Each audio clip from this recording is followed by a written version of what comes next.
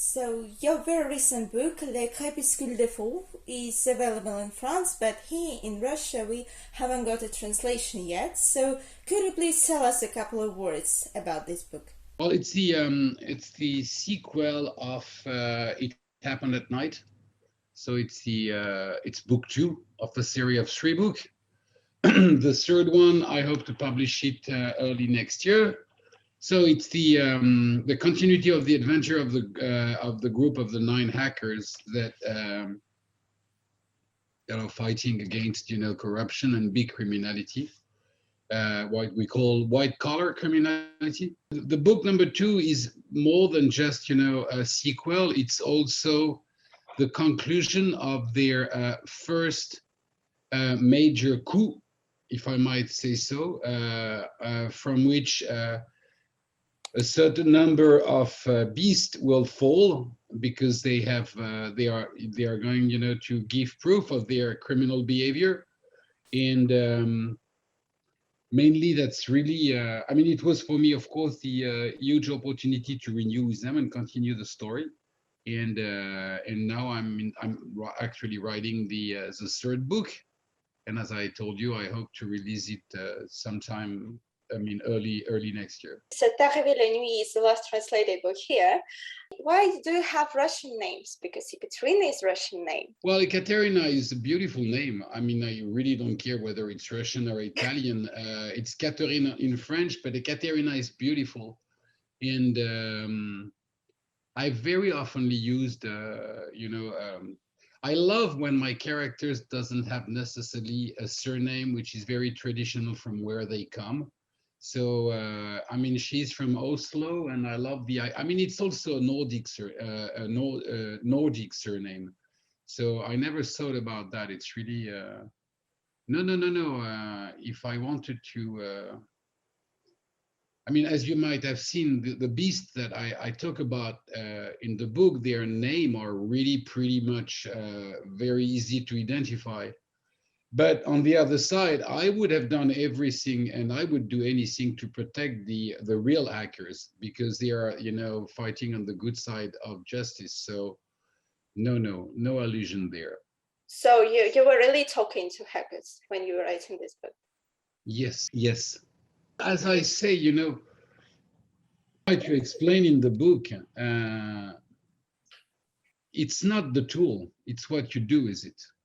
Nowadays, the word hackers is synonym of criminality.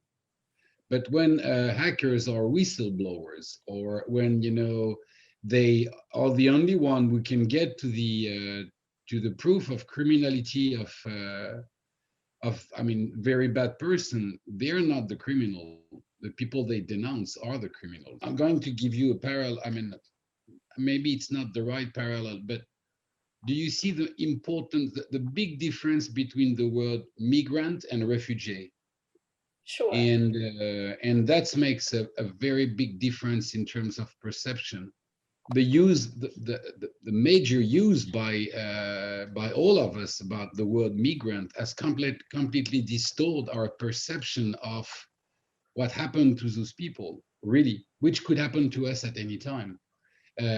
Because of a natural catastrophe, because of a sudden war, or because of a civil war, and the world is really on fire right now in all meaning of the terms. Having read your books, I found the following, subjectively of course, but in the first books, I saw those warm human stories with ordinary people, and they are now the same. But in the last book, I noticed those political issues, modern technologies, minorities, cultural and social issues. Is it because the world has changed that much in these 20 years? Or what is the reason? Maybe I'm wrong. I think it has always been there, but probably more hidden. If you take a book like The Strange Journey of Mr. Daldry, it's definitely a book about identity and about the political issue of the acknowledgement of the genocide, the Armenian genocide.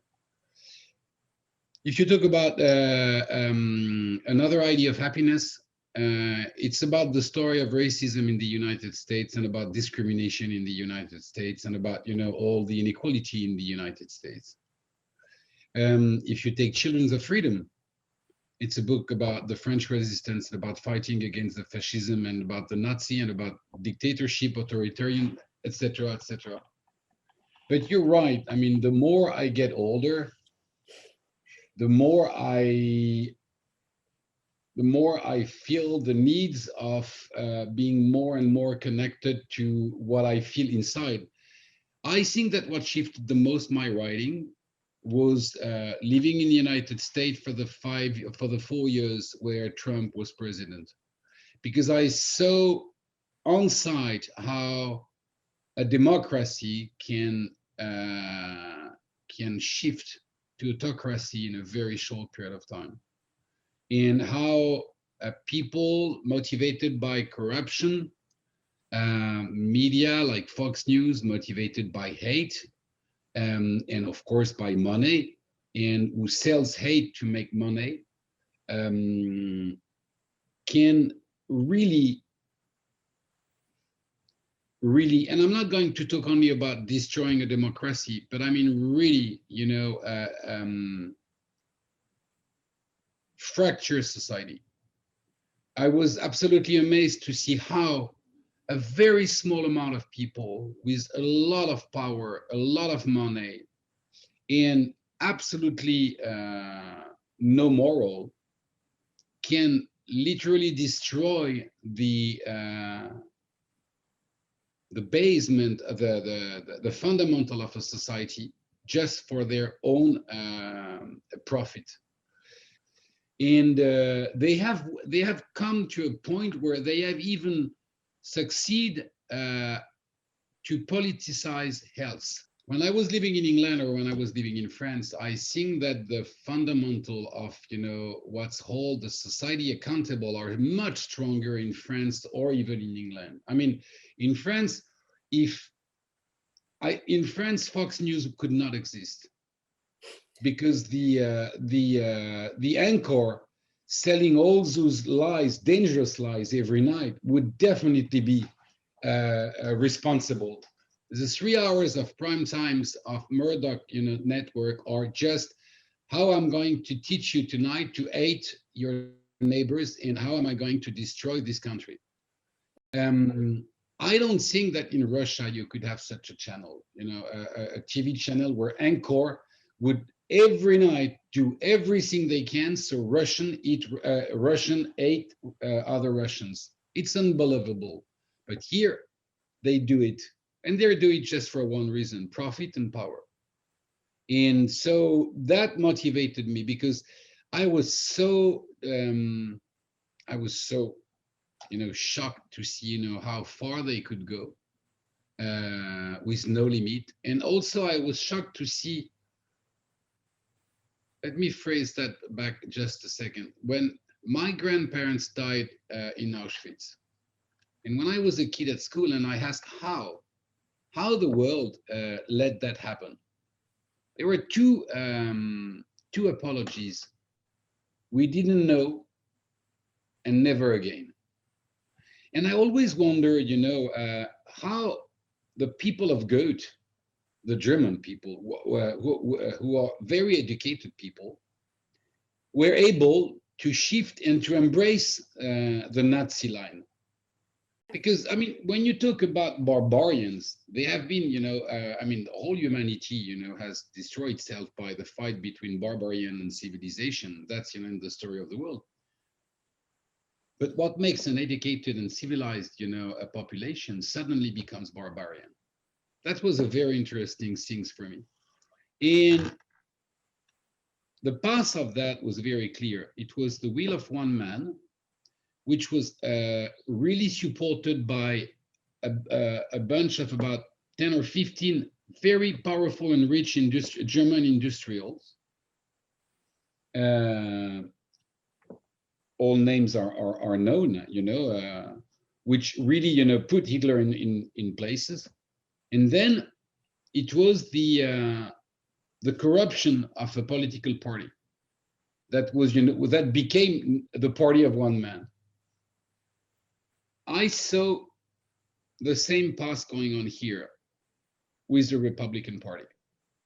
I saw people, that literally threw their morality to the trash because, they had to gain money or power. Witnessing, how a society, can shift so fast on the prism of corruption was an extreme source of motivation to write, which doesn't mean that I'm not going to write another comedy, because I like also to do that. But I always loved, the alternance of genre.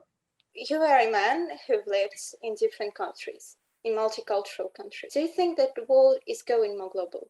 Or because of the conflicts that we just discussed here, are we going to deglobalization? Globalization shall not mean the disparition of our own identity and specificity. And we can see that humans are very attached to their culture, to their language, to their ground, to their land, to their country. And globalization cannot take that away from them. Now, the big difference between a patriot and what I call a nationalist: a patriot loves his country.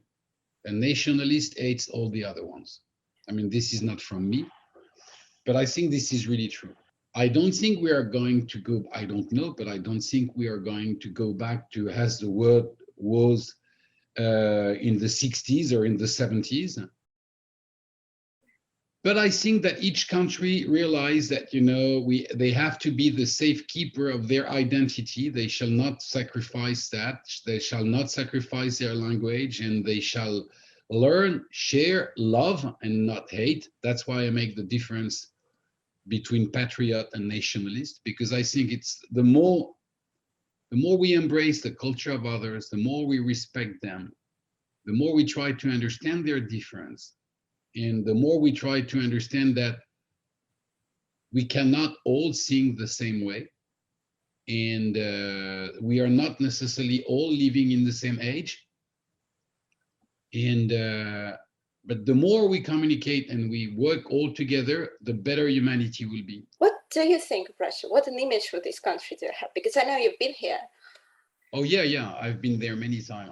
I was in Moscow, in fact, when Yeltsin went onto his tank, so that doesn't make me younger. This month, so. Yeah, so, but I was in Moscow, and you know what? I learned the news by some friends calling from Paris, who were asking me, "Are you okay?" And we had no idea of what was going on in the city, because the city is big.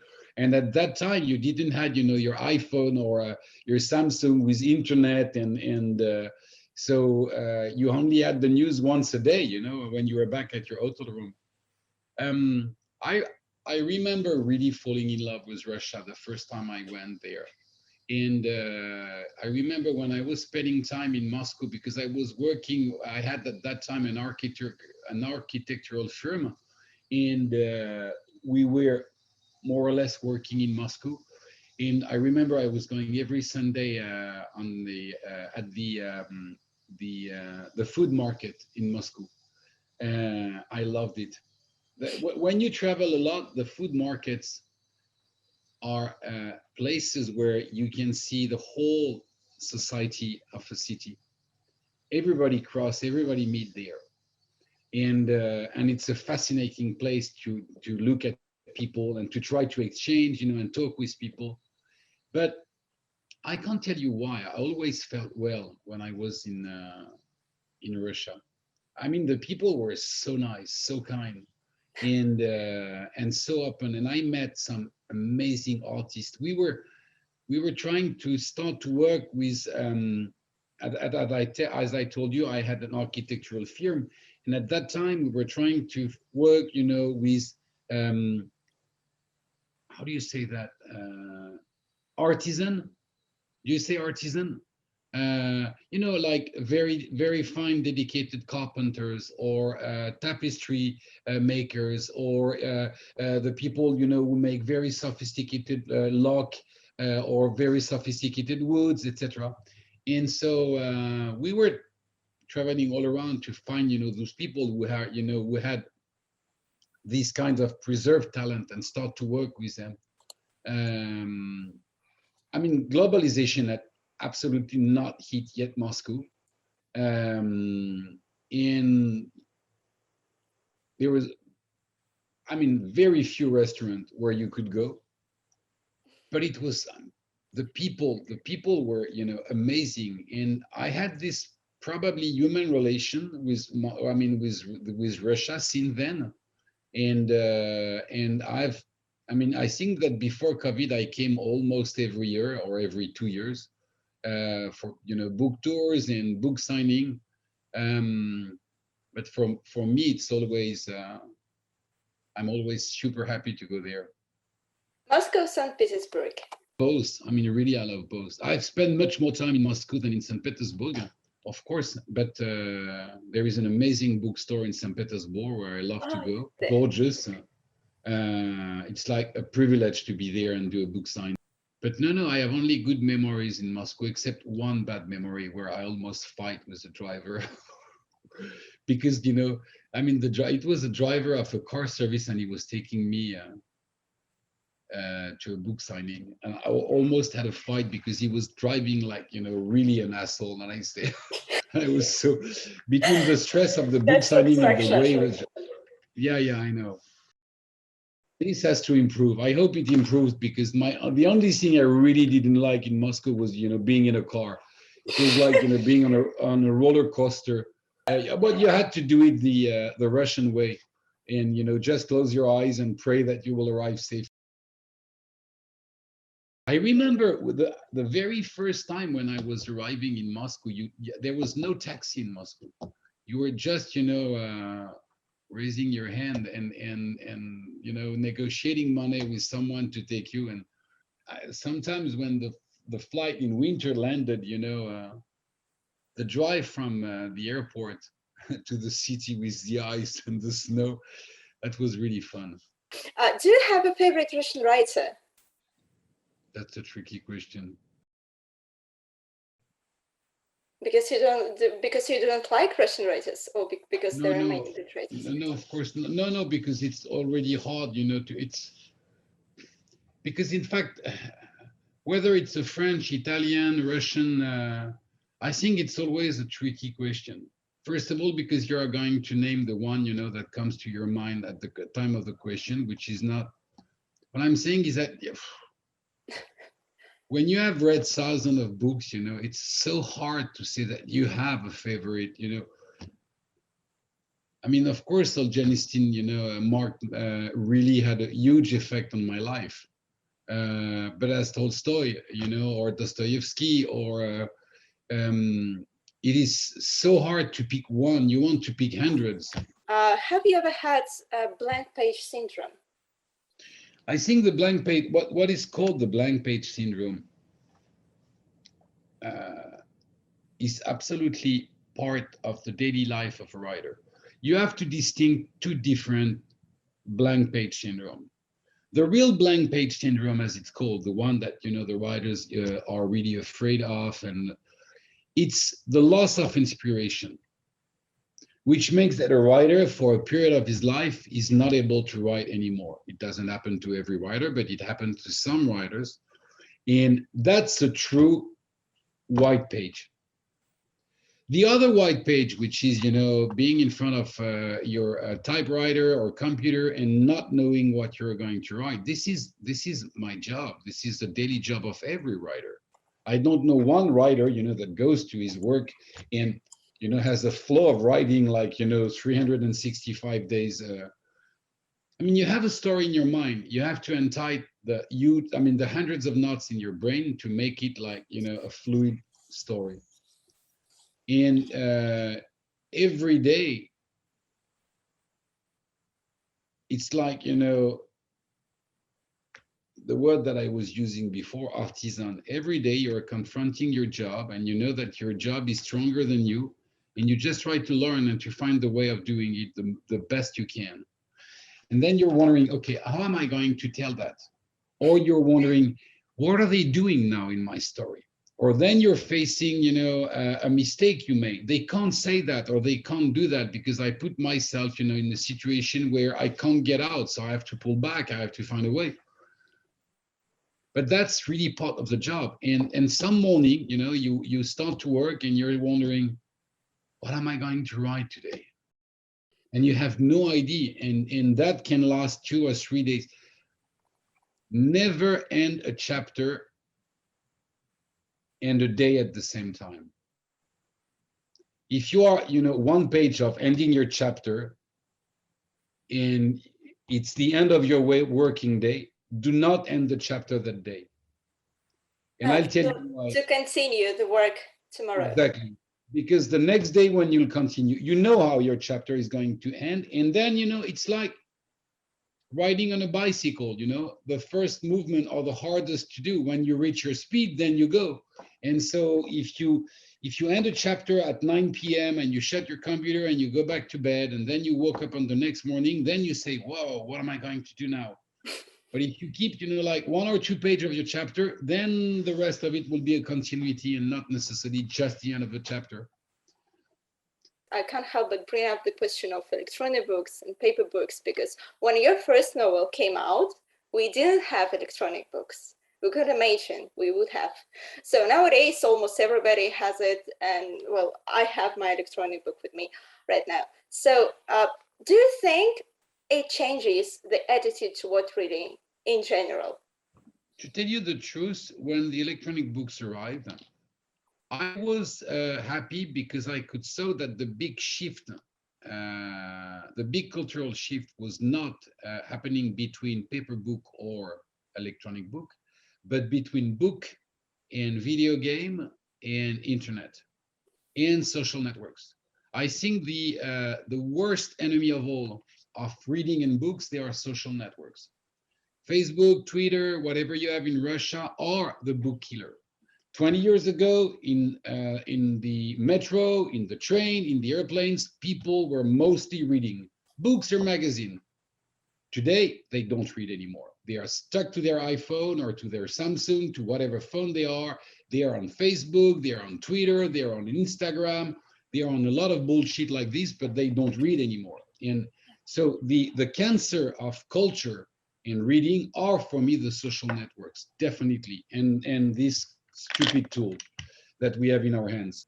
I don't think it makes a cultural difference in your brain. I don't think that you perceive differently a story if you read it on a tablet or if you read it on a paper book. I mean, if you have been used, if you know the sensuality of paper, the how sensual it is to have an object. But you know, I'm going to tell you something. I was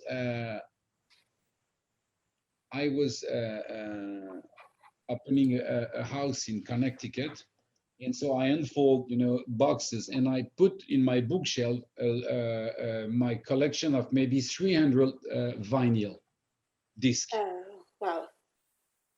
And I know that there is something retro about the vinyl, but the very big difference is not there.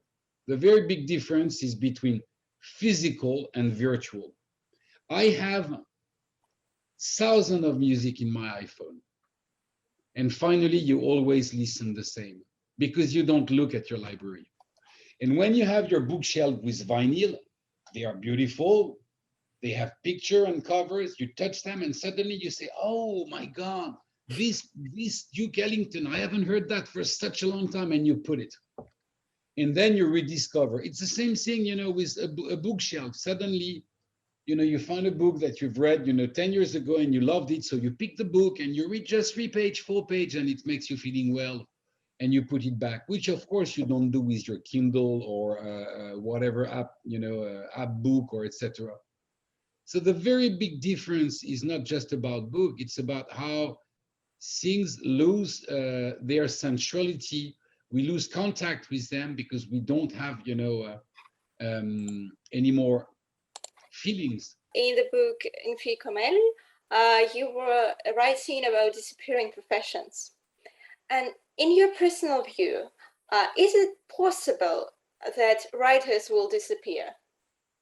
No. Why? I know you're right. Because I don't want to disappear. I mean, writer disappears only in a dictatorship regime. I mean, they don't disappear, by the way, they hide. Like, people who have faith and believe in a God, they, when they are in a dictatorship, they pray in secret, but they pray. Writing, telling story starts, with the first drawing of prehistorical age. It's a need of humanity to tell story, to share story. It's a way to transmit our cultural heritage. I mean, if you don't tell story, you have no past, you have no present, and then you have no future. So I think it's physically impossible. Okay. And that's good. That's optimistic. Thank you very much for this conversation. It was amazing. Thank you very much. Well, thank you very much. You have a lovely day. And I really hope, it's in my agenda that in 2022, which is coming soon, the COVID will be so far away that, I will be able to come back to Moscow and St. Petersburg for a book signing. I'm really dreaming about returning. And we too. I'm dreaming to read your new book in Russian, but